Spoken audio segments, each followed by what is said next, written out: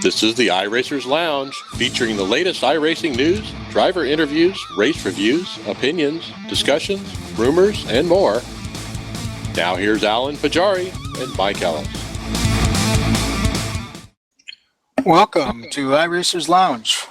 I'm your host, Alan Pajari. iRacers Lounge is a podcast for the iRacer, where we talk all things iRacing in a casual setting. Now with me here is the usual Mike Ellis and Carlos Fonseca.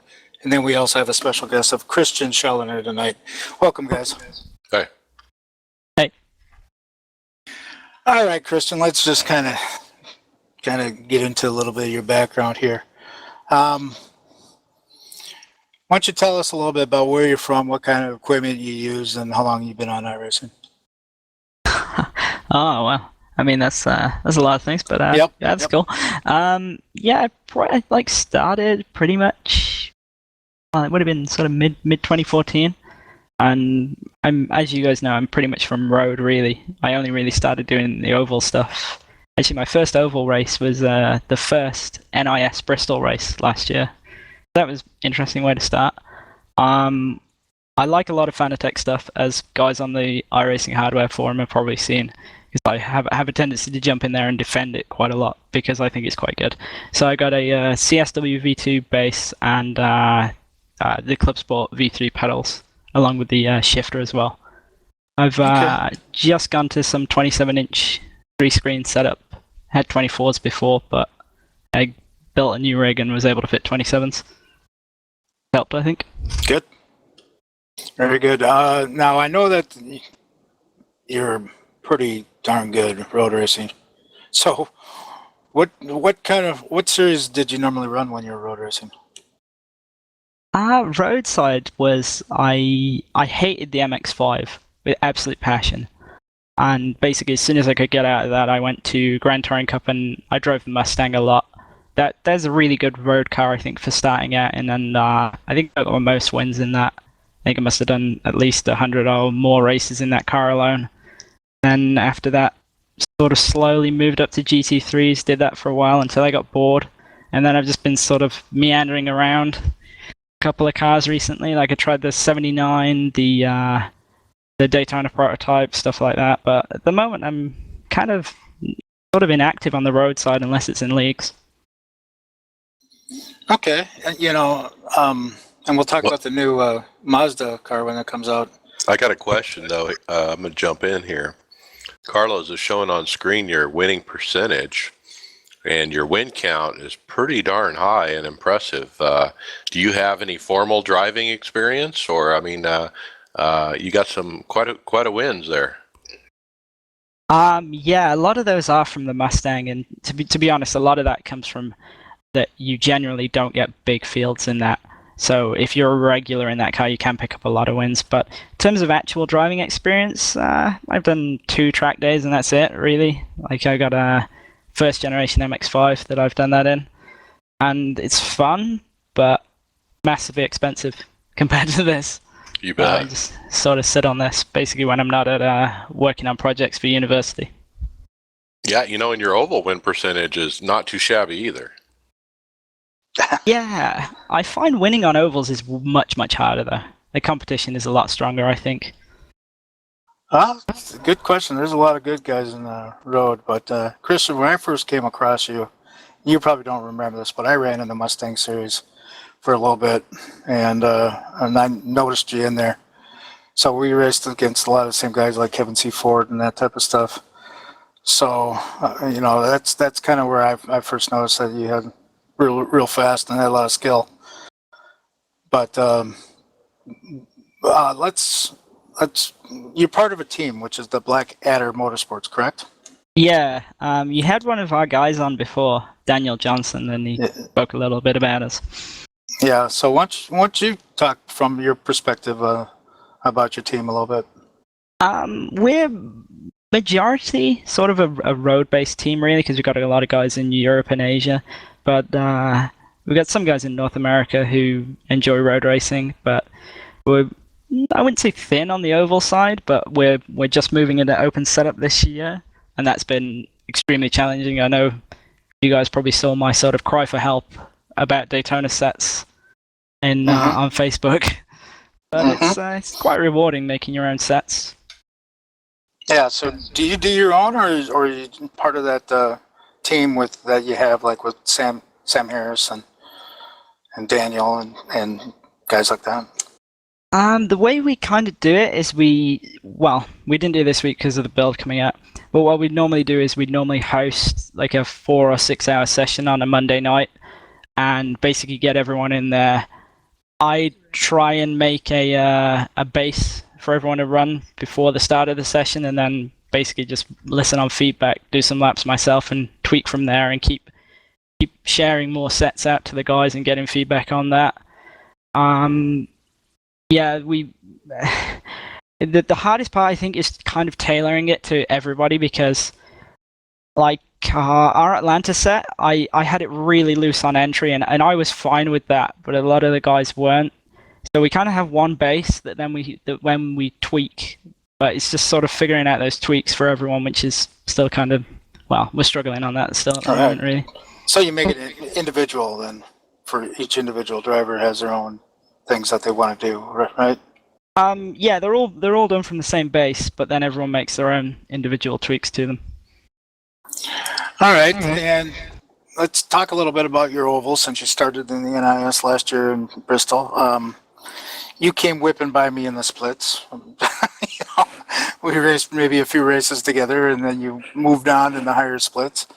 Talk a little bit about your NIS career and how you feel about it in the competition, and who you enjoy racing with, and just kind of talk a little bit about that. Yeah, it's like I was saying before, I think I really enjoy the oval stuff because the competition's a lot stronger, I think, in terms of just the pure number of guys who are really good on the oval side, and they tend to race more than the road course guys.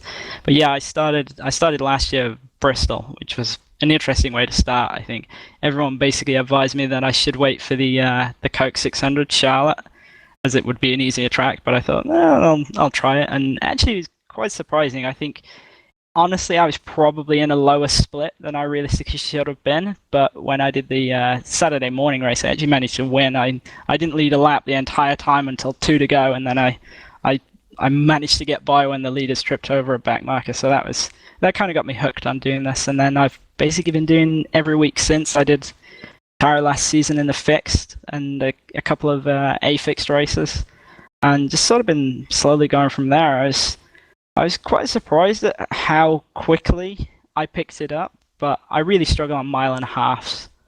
They're really my weakness. Like the short tracks, I think I'm pretty handy at, but then like I just get destroyed on mile and a halves. Like I think you probably see it in the winter series. Like I probably wasn't quite as fast as Andrew Fayash at New Hampshire, but I was at least able to hold him off. Whereas if you'd put us on a mile and a half, there's no chance he'd have just been gone completely.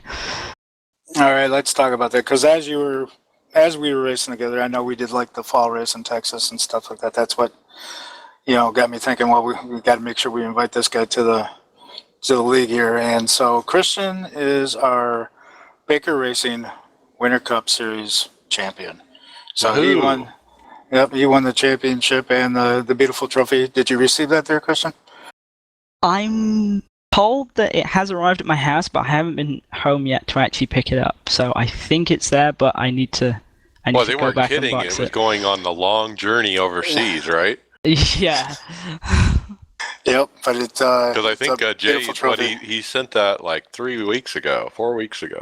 Yep, he sent it a while ago.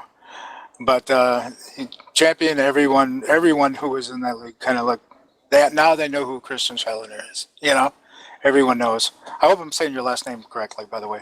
Yeah. It's been it's pretty good actually. It gets murdered a lot on a lot of the road broadcasts, so it's kind of good to actually have it pronounced pretty close to what it is. Okay. But yeah, because you did well practically in every race that we put on, whether it was a cup race, the Xfinity, or even the super late models. You did awesome in those races, and so kind of really put, people took notice of who's this guy, and so everyone kind of saw that you're there, and so now you're pretty much racing in the top splits now in the NIS, and so congratulations on your move up through the ovals. But so now, since I'm saying that, who do you enjoy racing with? There's a couple of guys really. I mean, in the winter series was a lot of the guys I enjoyed racing against. Like I always enjoyed racing against William Dunn, and in fairness, I think he had a couple of really unlucky races in the winter series, because when I went back and looked through the races, he was normally pretty much around me in the races, or quite a few times actually quicker than me, and he just had something unlucky happen to him. My new teammate Adam De Blasio as well. He was good to race with. The guys I really enjoy racing with are the pro guys, because I think if you can get even slightly close to them and match up and at least race with them for a couple of laps, then you tend to learn a lot from it. So racing with Andrew Fash was really a lot of fun, because he was in a lot of the races and that was good. Tyler Hudson as well, when he turned up, that was a lot of fun. Although he could basically never keep up. Same for Derek Bordeaux. The guy's just insanely fast. Yeah, and you've done a great job, keeping up with them when a lot of us can't. So, yeah, congrats on the league championship. For our new listeners, that league is a league we're all involved with, that we run in the off season of NIS, and it's basically a who's who of Division 1, Division 2 NIS drivers. So a lot of competition. Yep, a lot of good competition there. We just there isn't that many pros. We just got about actually we had 3 pros show up for that season, but there isn't that many. But a lot of top drivers. A lot of people from the Division tier 1, Division 2. just below the pros. Yeah. Right. Yep. So yeah, but talk about like William Dunn. He's Mr. Consistency. So yeah. He had a few unlucky breaks, but he's normally one of those guys that runs up in the top 5 all the time. So, yeah, so that was good. That was those are good guys. Now speaking of that, since you enjoy running up there with the pros, do you have any pro aspirations? This is something that we've talked about a couple of times, and sort of internally, and maybe. But the amount of work that's going to have to go into it to sort of get us that next step is going to be a lot. I think possibly, but I don't know when. And it really depends upon sort of real life circumstances as to whether it's actually viable to put the time in to do it. Yeah. So I know for our team, Tyler's on my team, and we have a bunch of guys that put in a lot of time. And Tyler doesn't necessarily put in as much time as the guys that are trying to build all the setups and stuff like that because of his work schedule. But it's still a lot of time. But yeah, I think you're good enough to make a shot at it. So maybe this October you might give those pro races or pro opportunity races a chance. Yeah, the one thing I don't like about it is I read through the document. I don't like the idea of the qualifying to do the pro races, and then from then on getting enough points in that championship to qualify for the peak series. Mainly because I'm just not really very good when it comes to qualifying. Like I have a couple of times when I can actually pull off a good lap, but most of the time I'm sort of mid pack or the bottom end really.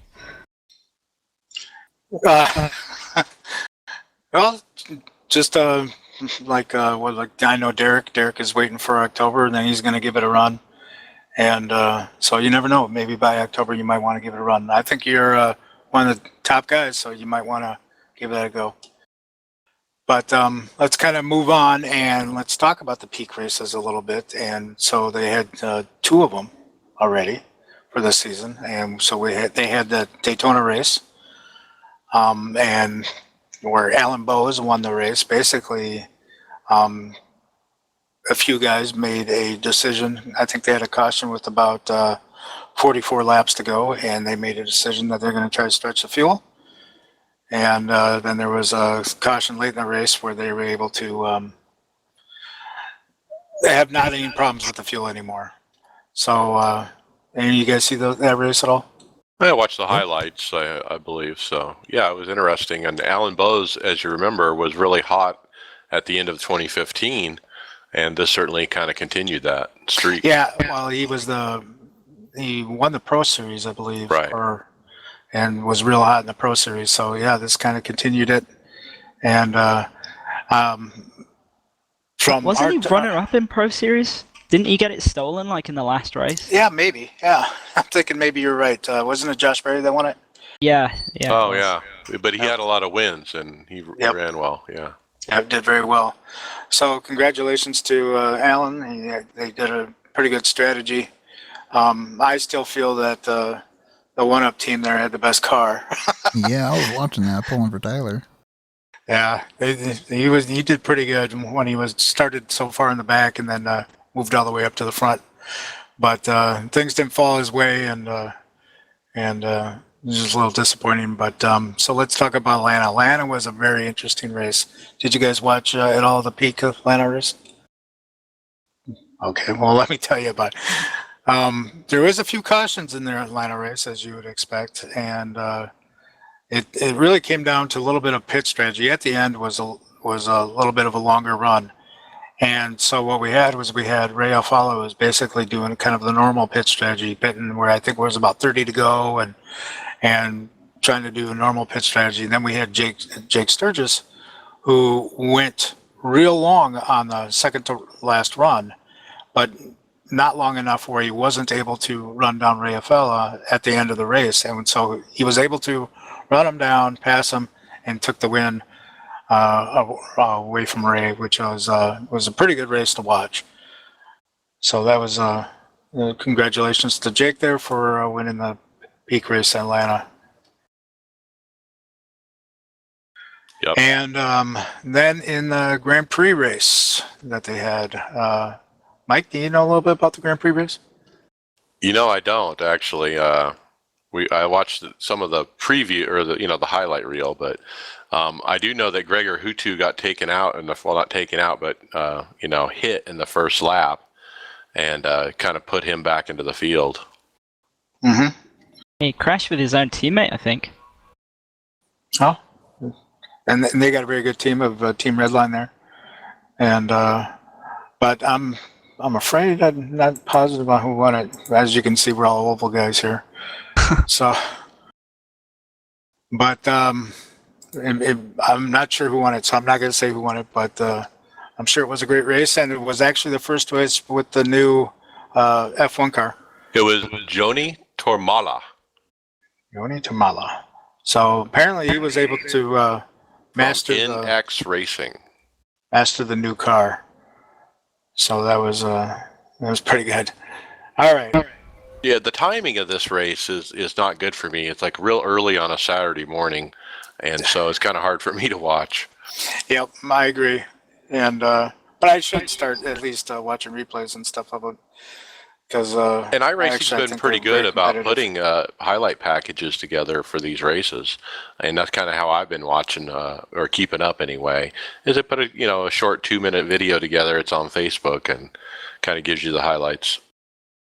Yep.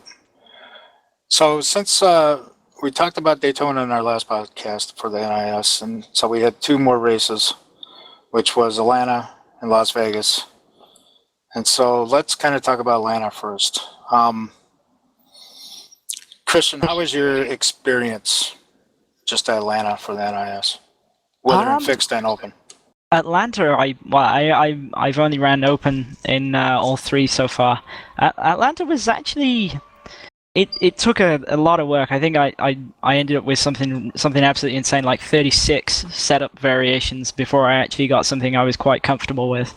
And I was actually having a pretty good run, and I ended up getting trapped. Not a lap down, but I had to take a wave around when I pitted a couple of laps short and a caution came out, and that kind of put me in a bad position for the end. But I think I got back up to 8th or something like that. So it's a pretty good week, really, especially for our first 1.5 mile setup.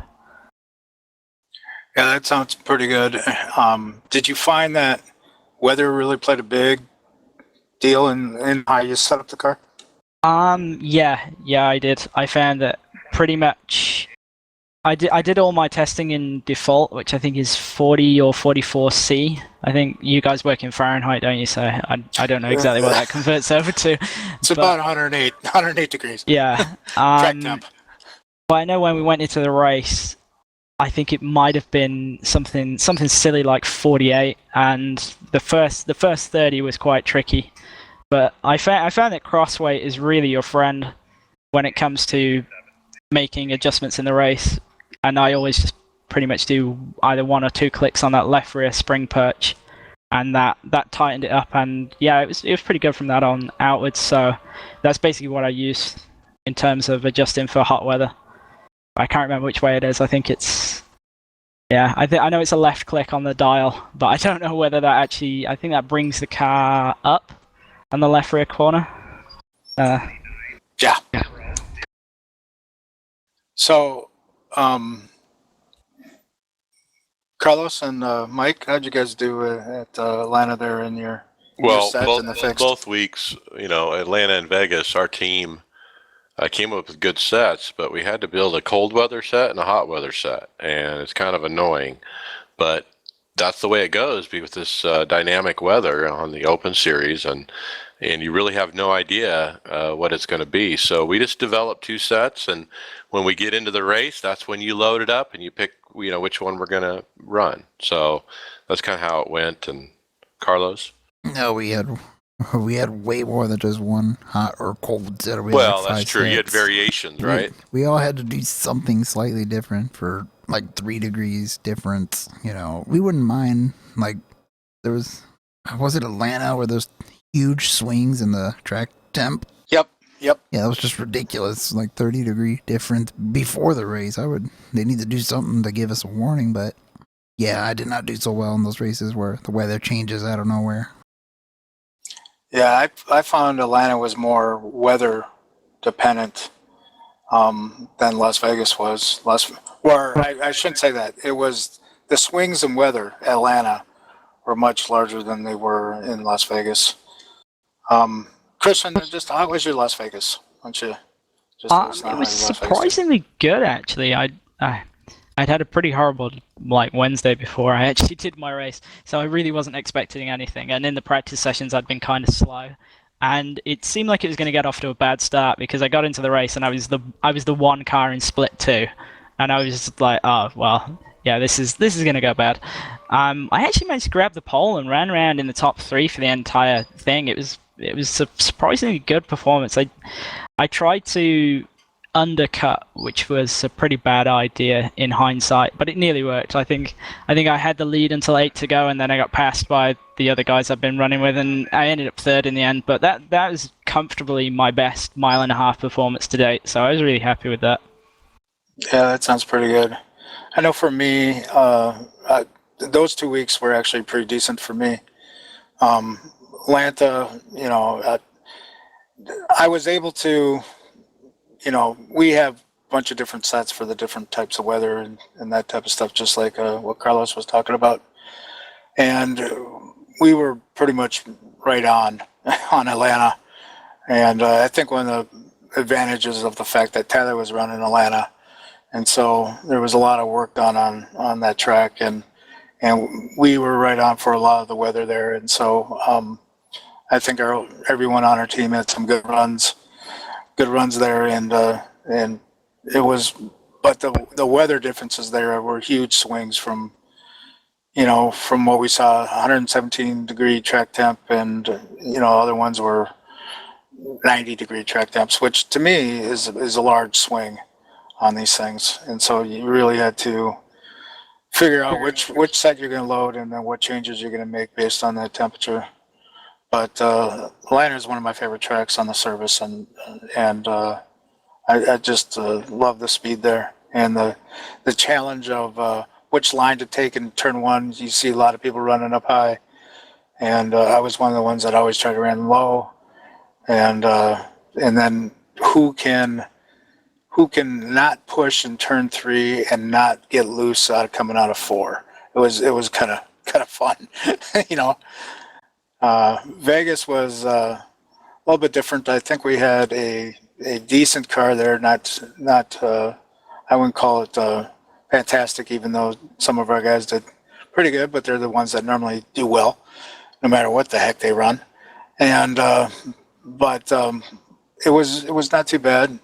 But Las Vegas was also kind of tricky too. Is that the track is so stinking fast, except for getting into 3 and 4 when it's late in the run. But it is so fast. To me, it seemed nuts. Like the racing was just nuts. It was, it was just, everyone pushed from lap 1. yeah, it was just like, holy cow, people! This is a 133 lap race. This is going crazy. Oh, And go on. but in the fixed races, there was probably a lot of races in the fixed series at Las Vegas that did not have a caution. Yeah, I think cautions are broke at Vegas, it feels like, almost. Well, half of them always drift down below the apron, and apparently that doesn't cause a caution. But apparently even pointing backwards doesn't cause a caution either, because I've done that too, on the track. I was going to say, remember Homestead, the Winter Series? Yep. I passed a car that was in the bottom lane facing the wrong way in 3, and I was like, "There's got to be a caution," and it wasn't. No, I don't. Yeah, but I don't know exactly what throws a caution or not. It would be nice because one of the things that you find is that since you're unsure whether or not something's going to throw a caution, you're still racing. Yep. You have to stay in it, yeah. Me and Mike were just talking about that yesterday, that maybe cautions would only come out if we're at, or, the car gets past 90 degrees. Come on. That's not going to end up good. Throw a yellow.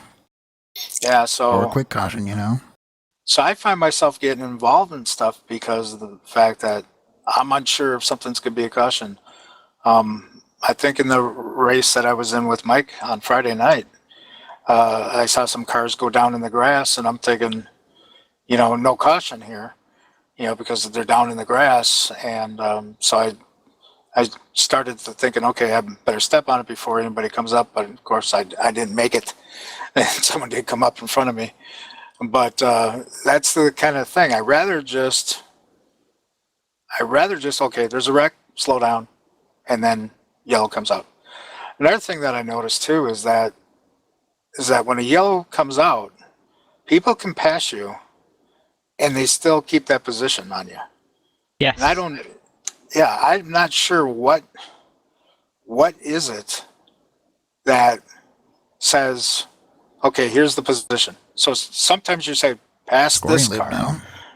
Well, where is that scoring loop? How's that done? I thought it was from behind where I don't understand. where the thing was, not ahead, So there seems to be some advantage to not slowing down for the caution, and you see that way too much, Yep, and it causes even more wrecks. Yep, and it causes definitely more wrecks. And to be honest with you, I think it's part of, when I went through the spiral that I call it of my iRating, because I was involved in all these wrecks. I'm thinking that, when I see a wreck, I'm just gonna freaking slow down. If I have to stop, I'm gonna stop. I'd rather protect the car, and be a lap down or lose positions or whatever it is, and get involved in these stupid wrecks because of, I'm not positive if a caution's going to come out, or caution doesn't come out until 30 seconds after the wreck, which we saw in Las Vegas, by the way. What does that mean, though? I know I was cause of one of them. I don't know. I shouldn't say 30. It was probably a good 5-10 seconds where the wreck happened.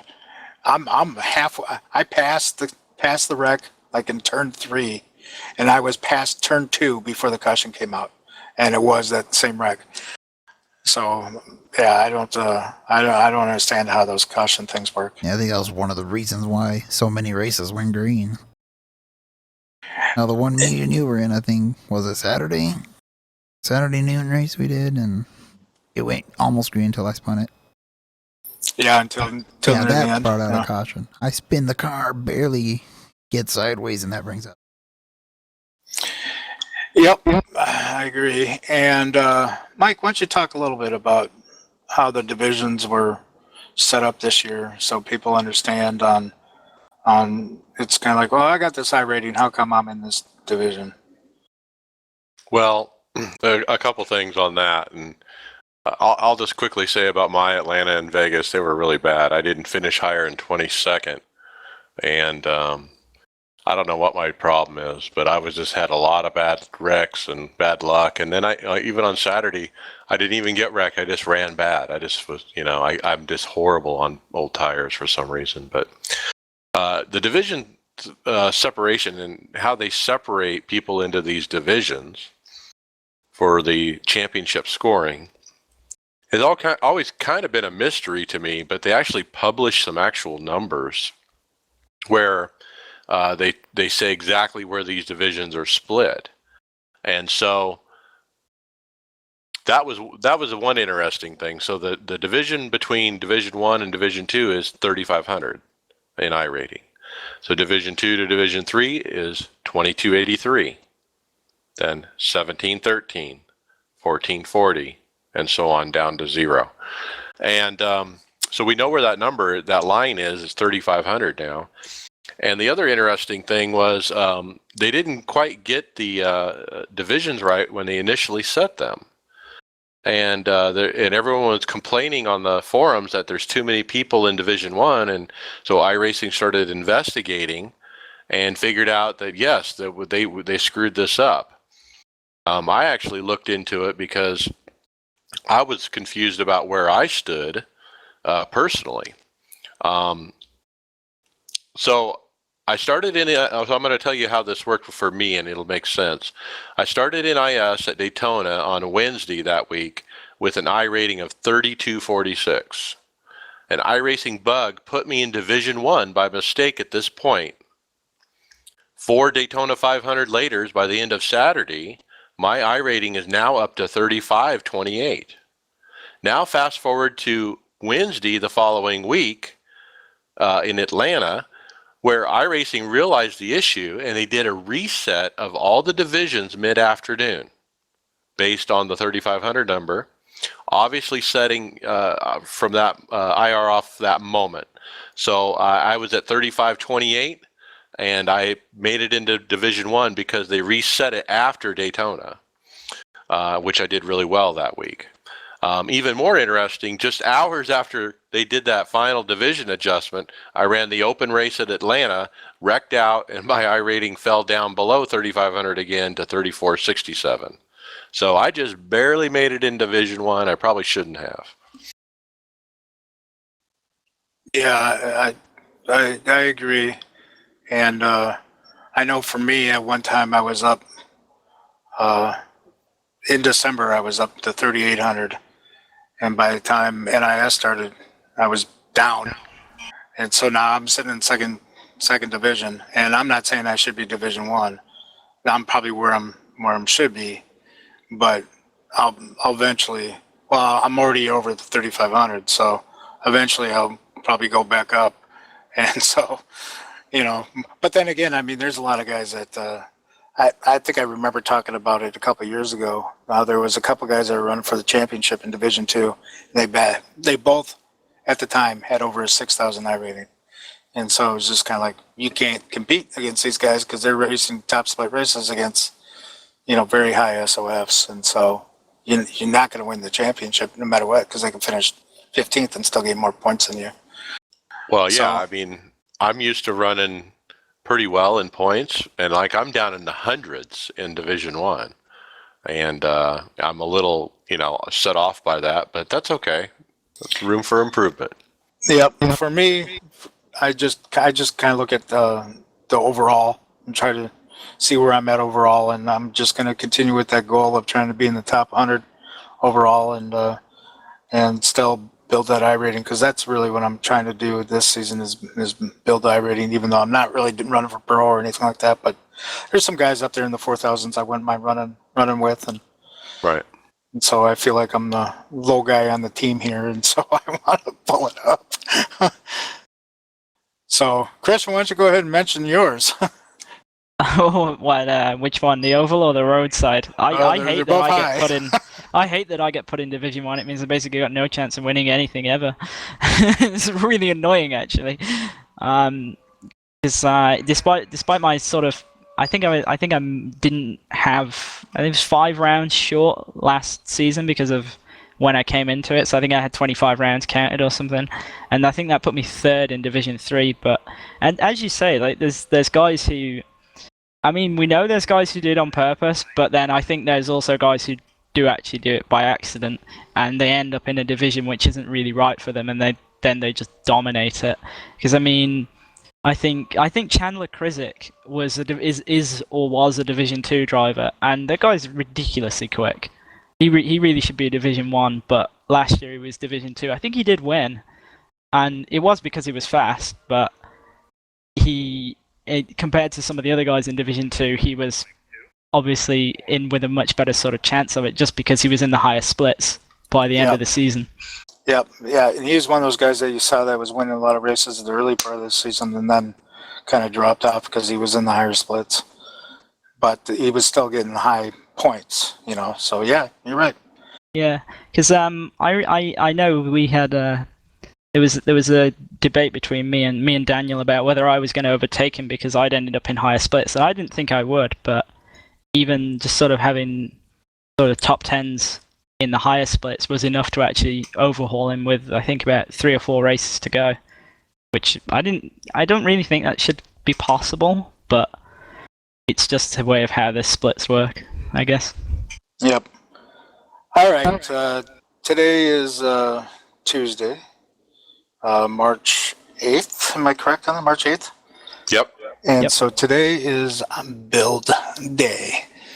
So so it's week 13, and they put out a new build today. And so let's talk about that. But let's first talk about that new thing that they have out called Test Drive. What a iRacing.com. pleasant surprise this was. Who was expecting this is my first question. Expecting it? No. Yeah, I think it was a surprise to the whole community. But basically what this is it's offline testing is available where you can go to a different website. It's testdrive.iracing.com. You put in your normal iRacing credentials that you normally log in with, and you have to actually hit create account and use those same credentials. You go back to the website after you do that, you log in with the same credentials, then you get a nice simple website that shows you drop downs for track and drop downs for car. And guess what, folks? Every single car is there, even if you don't own it. And it was lots of fun the other night. Yeah, let me correct you a little bit. You have to have it downloaded. So only when you run the updater and you download even the stuff that you don't own, will you be able to drive those cars. I guess that's why you should always download everything when you always download it all. Yep.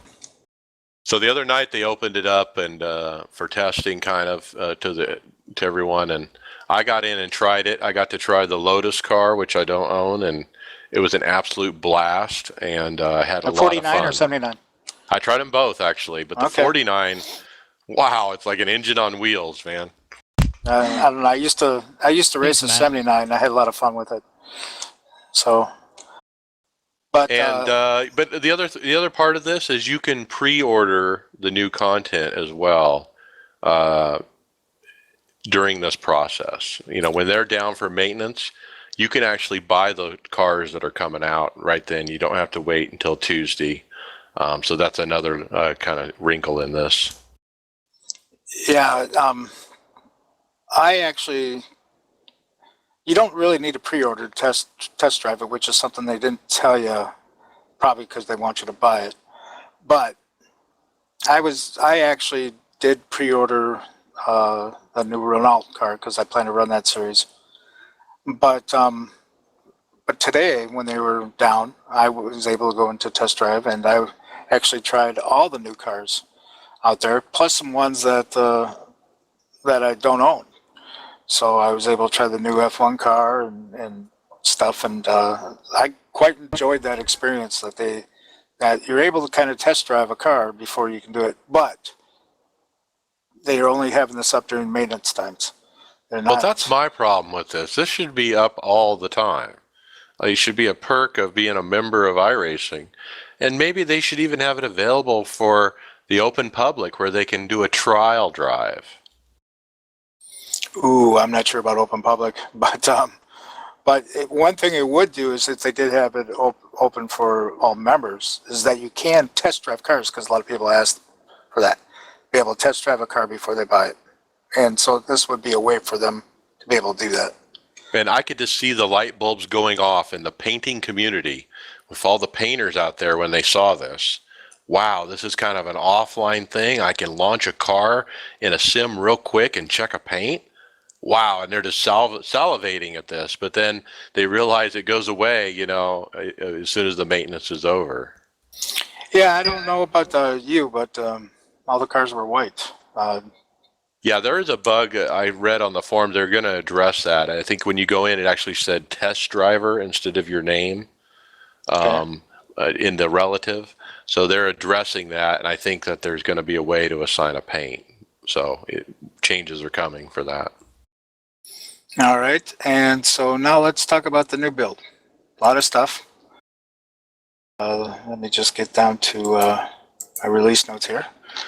I'm not going to talk much about the website, even though they said that they kind of sped some things up and that type of stuff. But looks the same to me. And it acts a little bit the same. There was some experiencing, slowdowns and stuff. Yep. So to me, I'm not even going to talk about the website until they actually get that damn thing fixed. And that's how I'm going to put it. So I don't even care about the rest of the stuff until that thing is fixed. Billing, I think we mentioned about the new payment option before. One of the things that they did was that they added a piece of software to the iRacing thing for people to be able to record their races called D3D Gear. And that's what it is. Yep. Yeah. Yeah, I used that the other day, the actual program.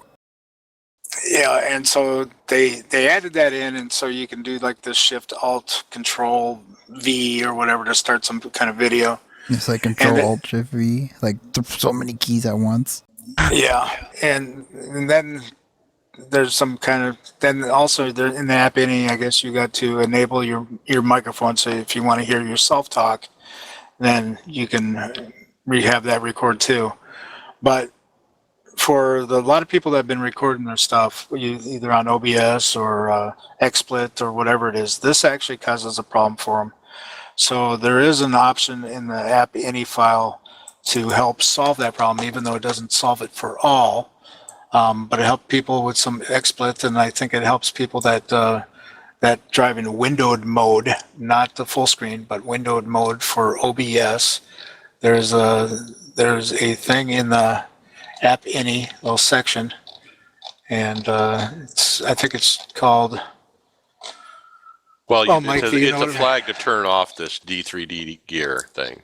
Right. Yep. And so I was just kind of doing a quick look here in the app Any, but yeah, there's a flag in there to turn it off. It's under the video section. There's called video capture enabled. You can change that to 0 instead of 1. Hell, I wonder if that's why my FPS counter doesn't work no more. Yeah, probably because that thing is kind of in the way of all these other recording programs. So anyways, they add that in.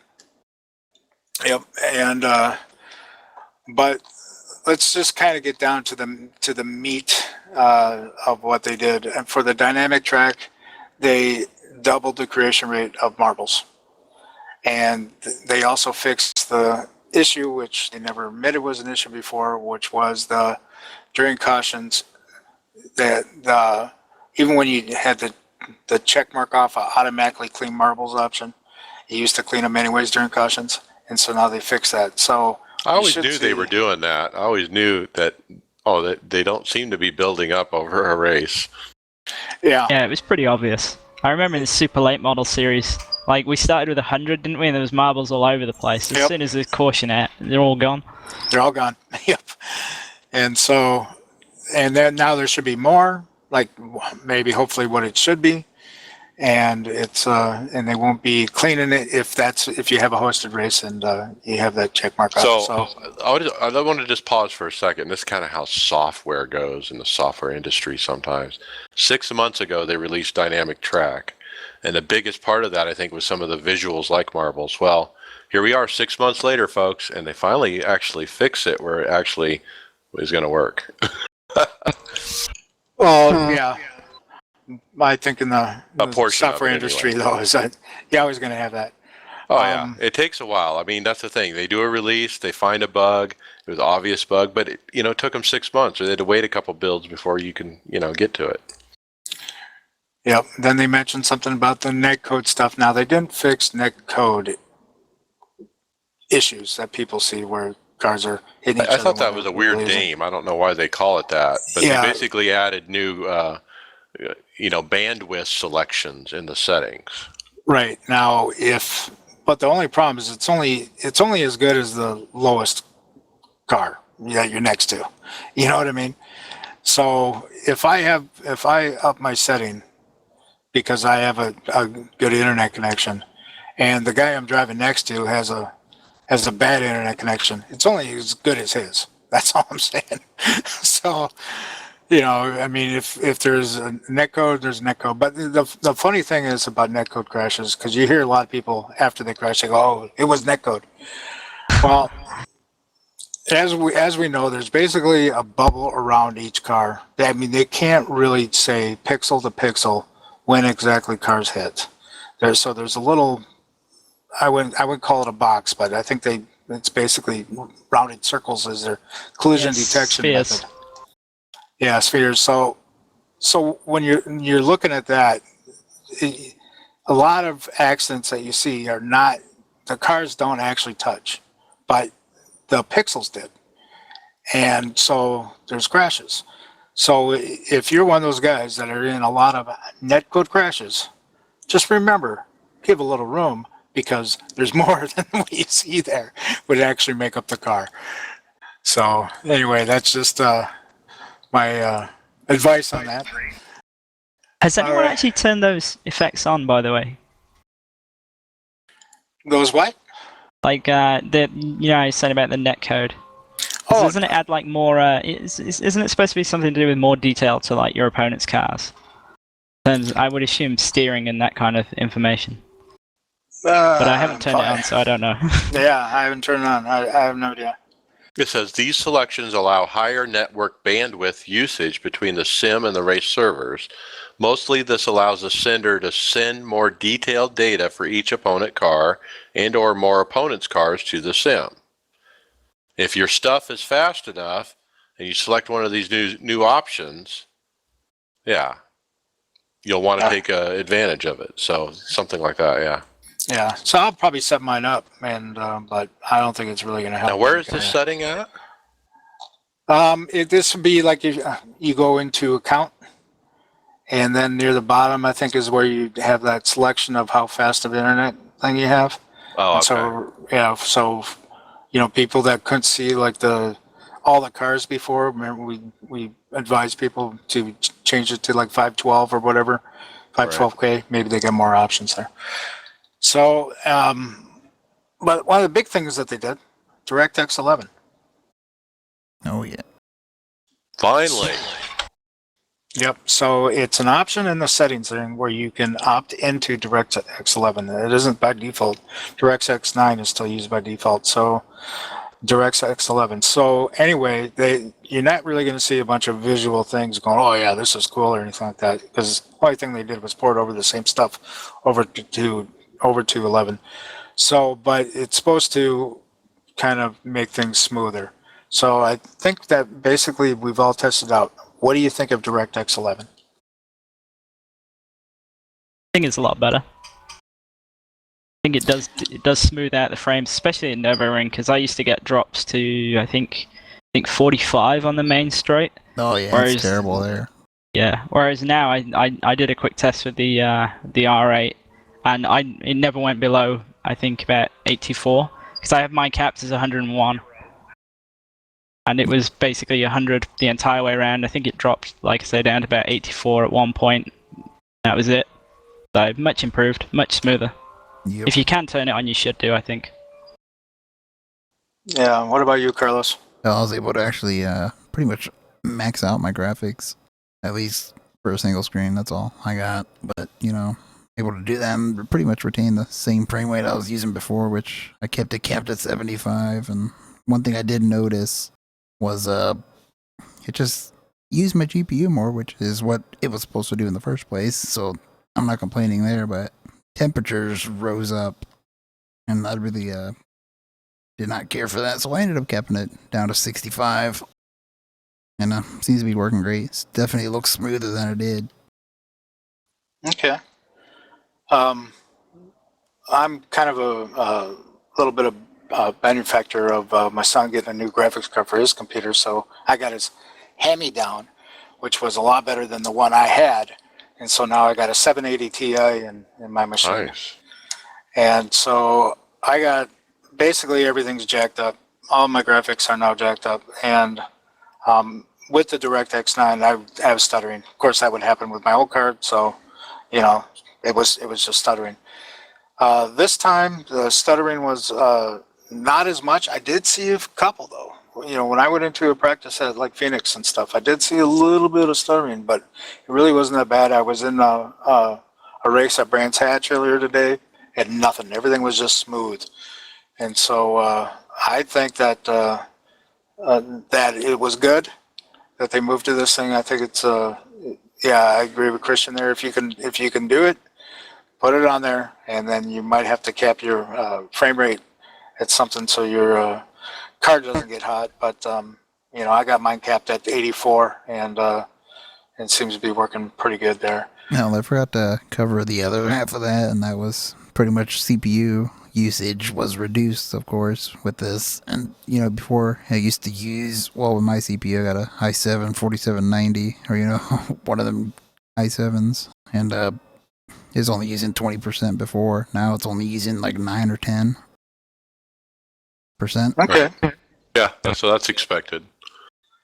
All right, and then they added some that thing they call Popcorn FX before. Well, one more note, quick, before we Okay. leave DirectX 11. I want to mention is, don't forget when you have to go to the website, go to setting, you have to turn it on, and or it doesn't work. You're still on DirectX 9, so pay attention to that.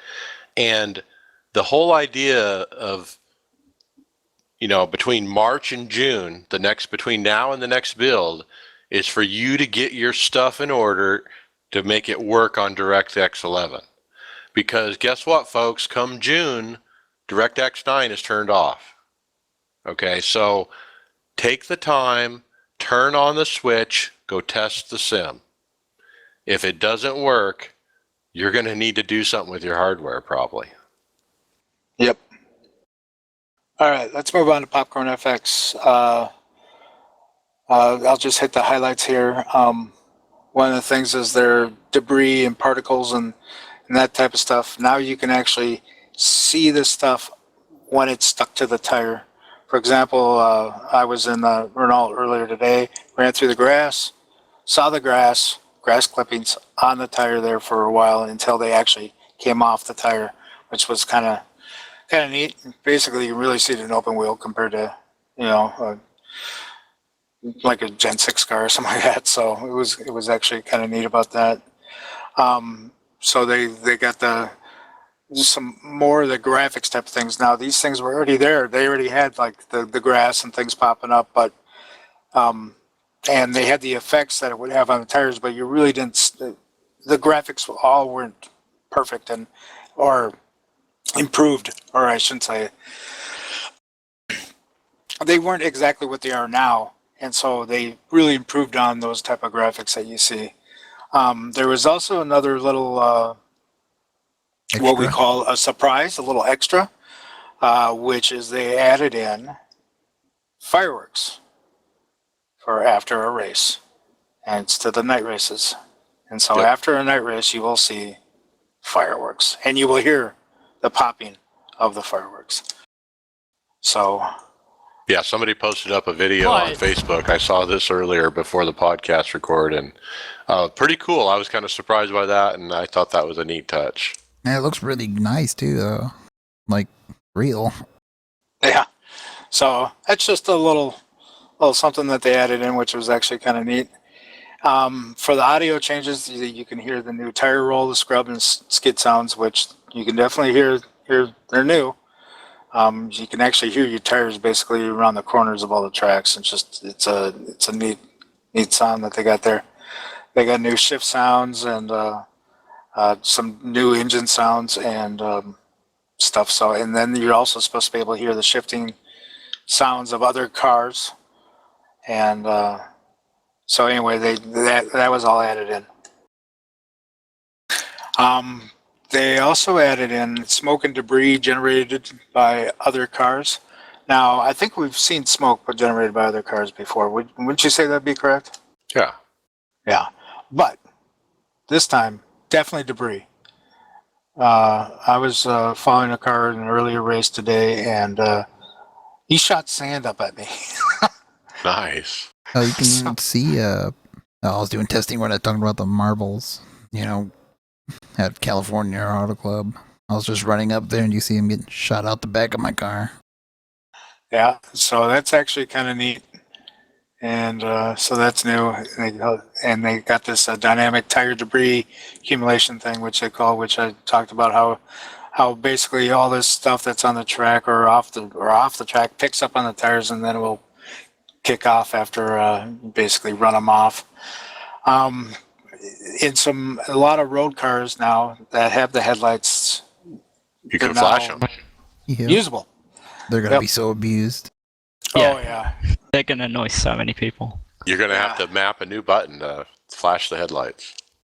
So Christian, in real life, what do they flash the headlights for? Like you see it at stuff like Le Mans or in stuff where there's like a huge speed differential between classes, and it's just basically to let the slower guys know that there's a quicker car coming. It still gets abused in real life though, because you can see it, because the guys will use it to intimidate someone they're chasing. Like you see it a lot, especially in touring car series. One thing about the smoke, by the way, I think what it was you could see it when people had huge slides, but I don't ever remember seeing burnout smoke from other cars, and I think that's what you can see now. Yep, that is definitely new. Is what they call the car isn't moving, and so That'll be good for broadcasters. Yep, and so I know that there was a couple guys on our team that kind of tested the burnout type of thing, and see how much smoke that you could see from the other car doing the burnout, and he said there wasn't as much as what he expected, but we'll see. Now during hosting and testing sessions, you can set the time of day, and they have 4 options for that, which is morning, afternoon, late afternoon, or night. For most of the tracks, night, of course, will only be available for the tracks that have lights. I think we mentioned before about the new lollipop guy. Well, he's out now, so you can see him do his animation. And so I expect to see more of that type of stuff in upcoming builds. Let me see. Something important in telemetry. Yeah, telemetry. The big thing there is they now include your setup in telemetry. So if you're sending telemetry files around, it now includes your car setup. So be aware. Yep, be aware of that. And I know that's one thing that iRacing Analyzer does, is that if you post your lap times to the server, there's also, it will post your setup to the server.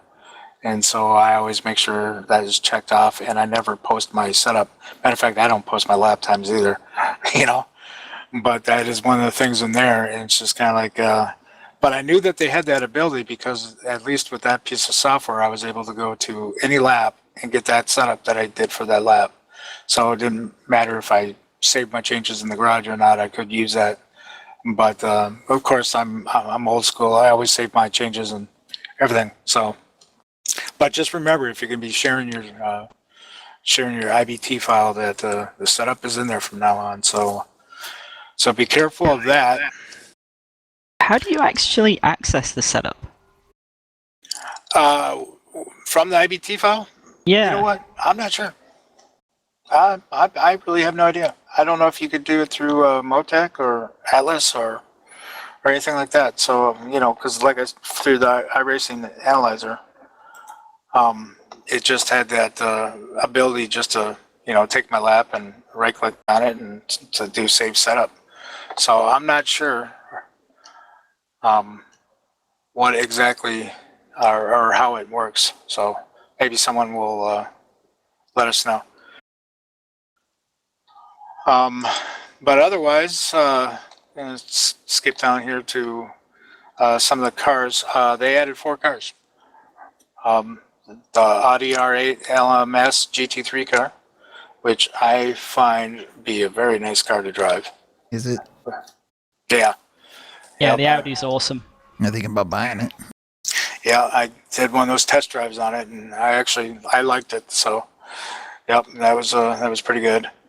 I'm not going to cover all the changes that they had on the cars, but that's just they updated most of the stuff like the flashing headlights, maybe new tires, engine sounds, and that type of stuff.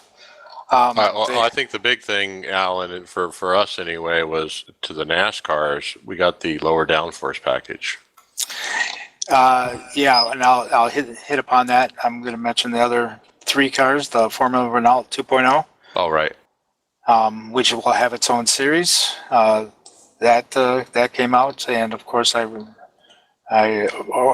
pre-ordered that car, and so I ran a week 13 race in it, and it's interesting. It's not as it doesn't seem to have as much downforce as the Star Mazda does, so it takes a little driver skill, but it's a lot of fun. The new Mazda MX-5 Cup. If you guys remember the old Mazda car, I couldn't stand the old Mazda car. I hated that car. The new Mazda car actually looks pretty good. So It drives pretty good too, if you ask me. yeah, A little bit yep, better. Yep, definitely drives better. It looks good. So, my second account there, where I'm still a rookie, I'm gonna drive this a lot more, just for fun. But it's actually pretty nice. And then another GT3 car, which is the Mercedes AMG, and I had a chance to test drive that car. I don't like it as much as the Audi. I think it reminds me a lot of the BMW, but it's another one of the new cars, and I'm sure a lot of people will like it. All right, now let's talk about a little bit of the changes they made to the Gen 6 and to the Xfinity cars, because there were some major adjustments there as for the other cars that were already part of the sim. All right, Mike, why don't you go ahead and talk about the new Gen 6 changes? Well, obviously the new NASCAR lower downforce package has been implemented, and new tire sounds, it sounds like, as well. Yep. And they did increase drag on all tracks except super speedways.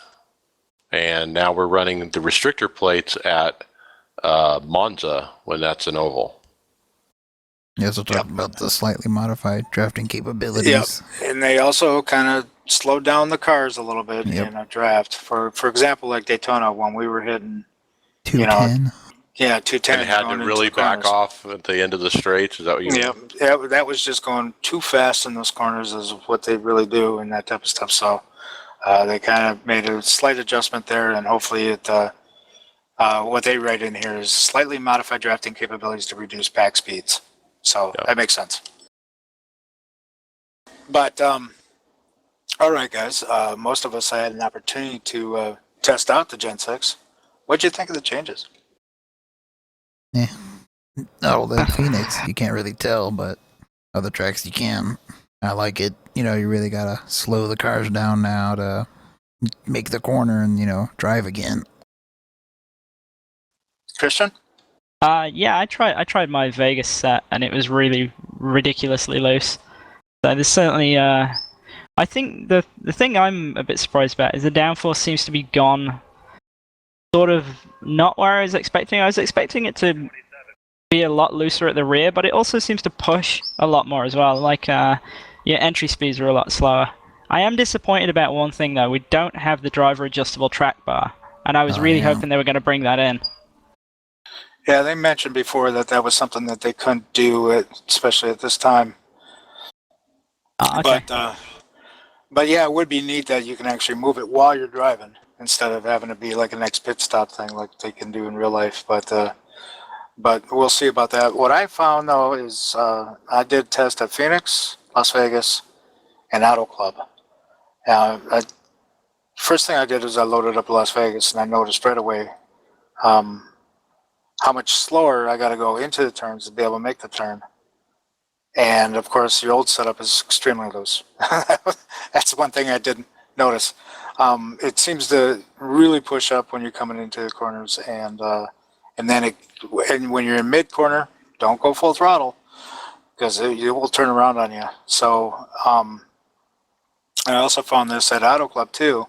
Basically, the same thing is that the lines that I used to take and where my lift points were and where my getting the throttle points were are now shot.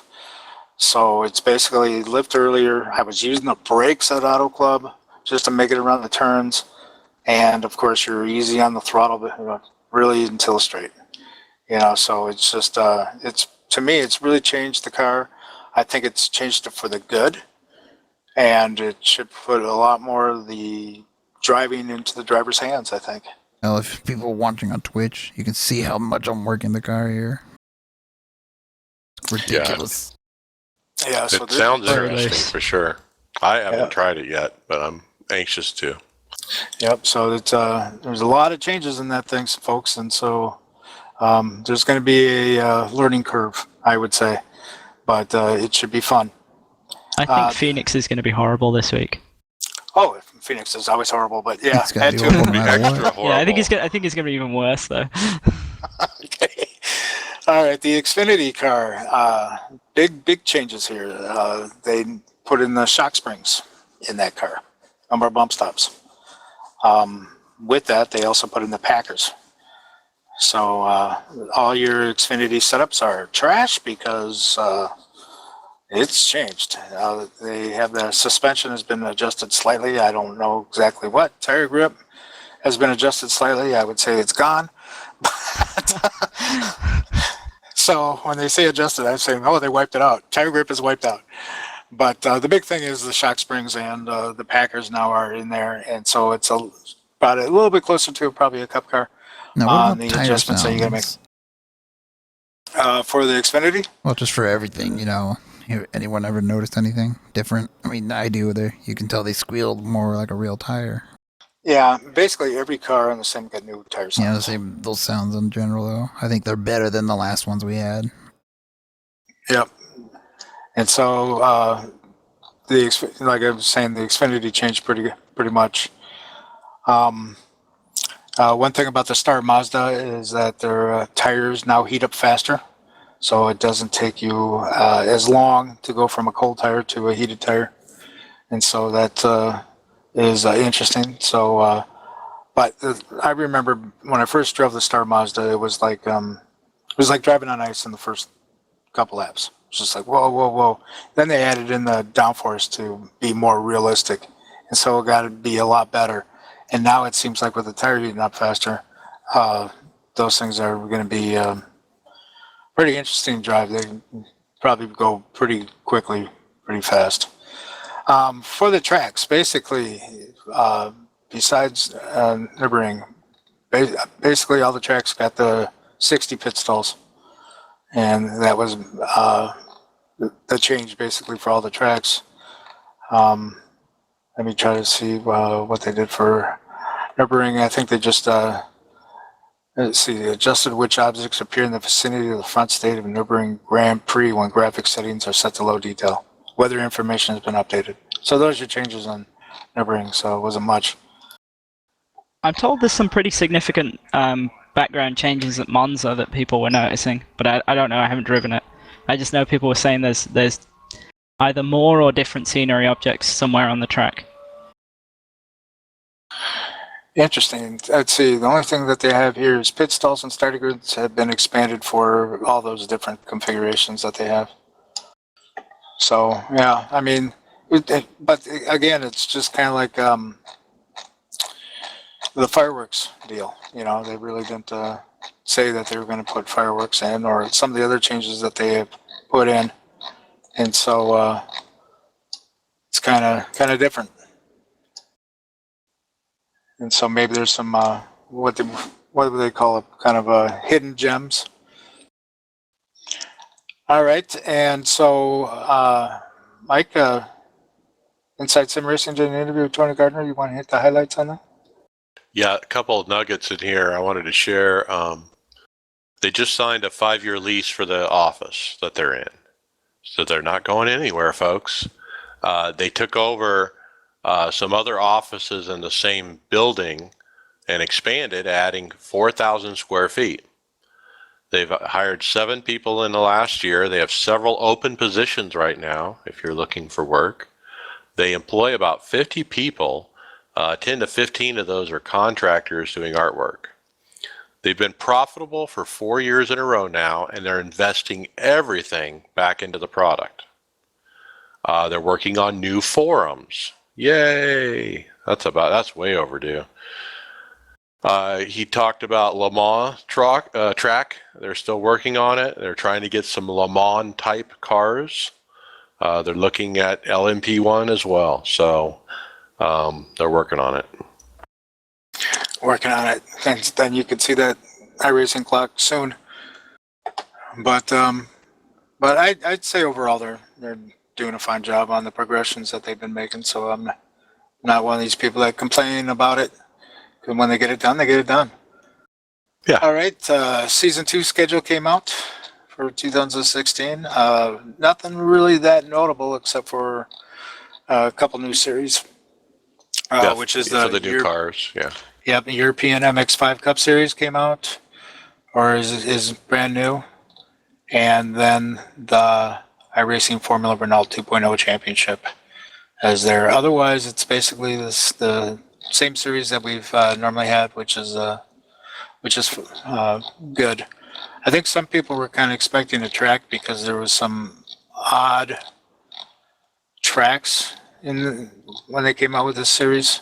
Like there was a couple of road series that ran at an oval that normally wouldn't, and some people thought maybe there might be a track coming out, and so they were calling that place a placeholder, but no new track came out, so that's probably the real schedule there. All right, and then iRace for Life seminars coming up, Mike. April 27th through 29th, Dallas, Texas. It's free, and a lot of different people from the iRacing community will be there. Lots of giveaways and stuff. Boy, I wish I had time to go. It sure looks like fun. Yeah, it looks like an interesting show whenever I see the videos on it. And for our video showcase thing, Justin Michael, which I think I mentioned before, which is jmichael99, is now switching all his streaming over to YouTube, and so he wants to make sure that I tell all you folks that he's switching his streaming there, and so you can find his channel at jmichael99, and his next big thing he's going to be doing is the complete 12 hours of Sebring. And another thing I wanted to point out, which was kind of a neat perspective that Jason Miller did on a recording of the Daytona M-Pass race, or the Peak race, and since he is the crew chief of Tyler Hudson, he basically just recorded his view of what he does, all the team speak information that they got going on, the in-race chat that they got going on, and so it's kind of a neat perspective from kind of inside the team of what happens during those races, and so you can hear him on how he's moving up through the field and doing wonderful, and then the kind of letdown after the pit strategies didn't work out and that type of stuff like that. You can kind of see on the highs and the lows of what they go through and all the strategy that goes involved. So it's actually kind of a unique perspective to that. So that's out there on YouTube under his channel, which is Junior Jason, and I'm not probably in our YouTube video here. We'll have the little thing that Carlos is showing that. All right, Mike, you want to talk a little bit about the rest? Yeah, let's hit hardware real quick. There's a lot of talk on the forums about Windows 10 getting heavy-handed, forcing upgrades supposedly. That hasn't happened yet that I can see, and there's a lot of tools out there to stop it. But I actually I work with digital signs, and I had one this morning actually, an unmanned digital sign show up with Windows 10. That was previously Windows 7. And as far as I know, nobody interacted with it. So I have to figure out how that machine ended up with 10 on it, but who knows? Interesting. The next one was Main Performance PC. Had been putting out the sim pedals, so the ones I actually bought. They're discontinued. And the reason is, well, he's regrouping. He's going to come out with a better product, a upgraded product, a refined product. So if you're looking to buy those pedals, you're going to have to wait. The other thing he noted was he's working on a wheel, folks, a really nice wheel. So I'm really anxious to see that. So that should be interesting. Mm-hmm. Our seat launches a new cockpit called the N1. Our teammate Jose has an R seat. They're pretty cool cockpits. If I was buying one, I was telling Jose that'd probably be the one I would be looking at. But if you're interested in cockpits, check out our seat. Okay. Let's see. The next one was I found a tidbit from my one of my favorite iRacing staff members, David Tucker, in the forums, and basically he confirmed, and I've always looked for somebody from iRacing to do this, widescreen triples set to maximum FOV equals the best case scenario, okay, in iRacing. So everyone has always talked about single screen, triple screens. What if I do 5 screens that are all standing on portrait? Or what if we do, 4x3 screens instead of 16x9 screens? And there's all these different scenarios you can do with screens, but he basically confirmed what most of us, I think, already knew, that widescreen triples is the way to go. Yep. All right. And also this week we heard about Dylan Brockwell. Mike, you want to talk a little bit about that? Yeah, Dylan Brockwell is an iRacer who unexpectedly lost his life just here March 3rd. And he's a young man. He's been in iRacing, racing a lot of us. And he actually passed away after complications at the dentist pulling his wisdom teeth and ended up in a coma. I want to quote one of our friends, Michael Baker, who's been on the show before. Michael Baker said, quote, "Dylan is a winner. He won the last race that he raced. This is so sad. Dylan will be missed." So I think Michael said it best. So I just wanted to take a moment and recognize Dylan, and prayers go out to his family. All right. Let's get to the final thoughts here. Christian, we're going to be wrapping up the show soon. So you got any final thoughts for the show? Anything you want to convey? Like I said about Phoenix, I think it's going to be even more of a wreck fest than normal. And I also think that the introduction of the Formula Renault is basically going to kill the Star Mazda series, because all the top guys from the Star Mazda are moving across. I think basically you're going to be another dead series. I think iRacing kind of needs to do something to sort of either think about rotating series on and off that are either extremely similar or basically overlapping entirely, or just go about trying consolidating some series together. I think there's been a couple of people pushing for that kind of thing on the forum, but nothing's changed for this season, I don't think. Or what might be a good idea is that you don't run these series every 2 hours. And you kind of limit it so you get the bigger, have more splits and that type of stuff, and then you can run those other series that they would just be other days, or different times.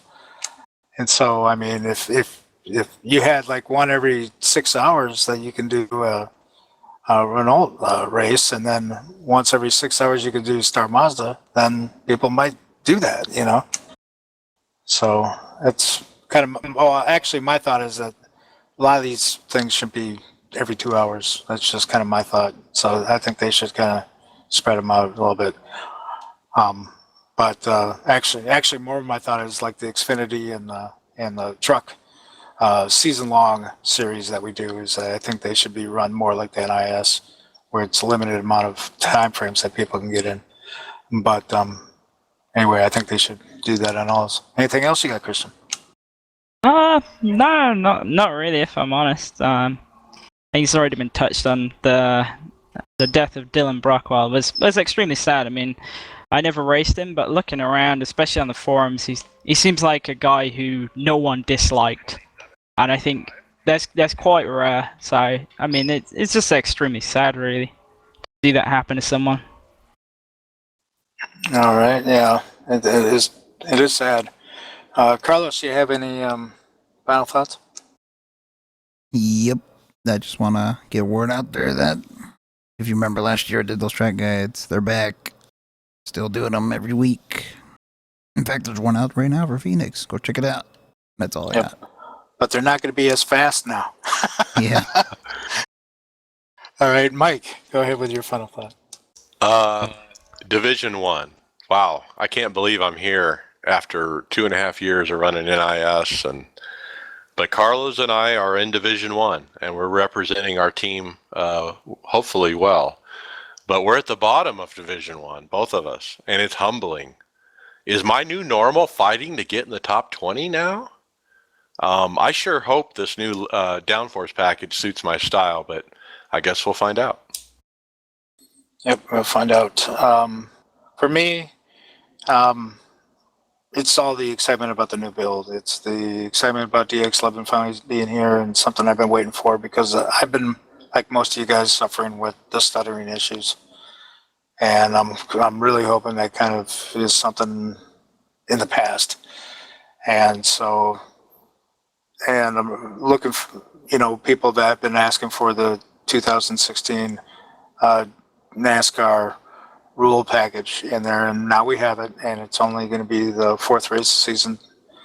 And so I'm looking forward to on the changes of that and how people adjust, and hopefully I can adjust quicker than other people. And so it's to me, it's all about the new build. That's my final thoughts there. Is that it was a good day. I'm glad it didn't take them 4 days to come out with the build and have yang of problems. I'm glad it's here, and that I was able to test it for many hours today. So, and it works. And it works. So that's my final stuff. So, anyways, thank you guys for being here. And remember, you can check us out on all those different things and download our stuff on iTunes, and you can check us out on Twitter, Facebook, YouTube, and our website. So that's it, guys. Thank you very much. See ya.